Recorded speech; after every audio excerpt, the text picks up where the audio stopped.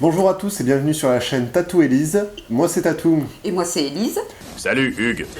On se retrouve aujourd'hui pour parler des objectifs de la chaîne, qui sont donc de discuter des maths et du français, de manière décontractée mais sérieuse. On a tous, dans notre scolarité, subi les maths et le français à plus ou moins grande échelle, et nous en avons tiré des préjugés qui n'ont pour la plupart jamais vraiment disparu. Toi tu en avais par exemple des préjugés sur le français ?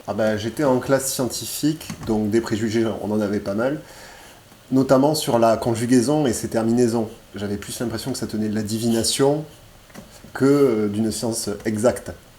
Je me souviens aussi du passé simple, qui réussit l'exploit d'être difficile et inutile, ce qui est une prouesse en soi. Alors, je comprends que lorsqu'on commence à étudier le français, la conjugaison, ce soit pas la chose la plus facile, la plus amusante à étudier. Par contre, si on s'y penche un peu, on peut se rendre compte que ça obéit à des vrais systèmes de logique que je pourrais peut-être t'expliquer.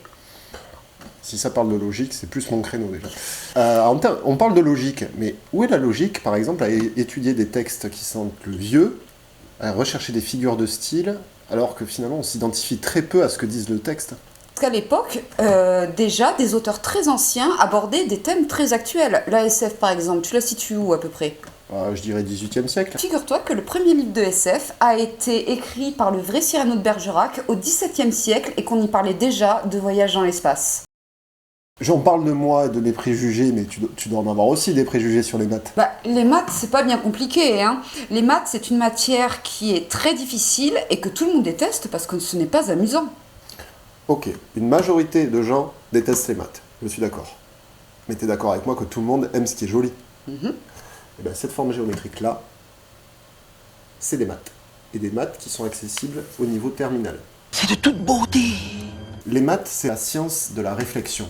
C'est apprendre à réfléchir. Tout comme la biologie et la science du vivant. Il faut dissocier les maths du calcul. Mais si on enlève le calcul des maths, il ne reste plus rien. Détrompe-toi. À partir du moment où on enlève le calcul des maths, il ne reste que le plus intéressant. Par exemple, le vol des oiseaux migrateurs, c'est des maths.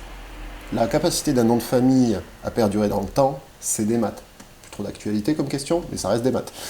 La relation proie-prédateur et le fait qu'elle soit cyclique, c'est des maths. Les maths, c'est expliquer le monde qui nous entoure en s'interrogeant dessus. Notre objectif, c'est de vous offrir notre point de vue sur ces deux matières mal aimées et de vous faire partager notre passion.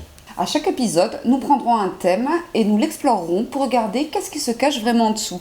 Donc n'hésitez pas à nous suggérer dans les commentaires les idées reçues ou les préjugés que vous aimeriez bien voir déconstruits. La prochaine vidéo sera sur le calcul littéral et pour l'expliquer, nous utiliserons des paquets de chips. J'aimerais bien que tu restes. On va manger des chips. Sur ce, à la prochaine! À la prochaine.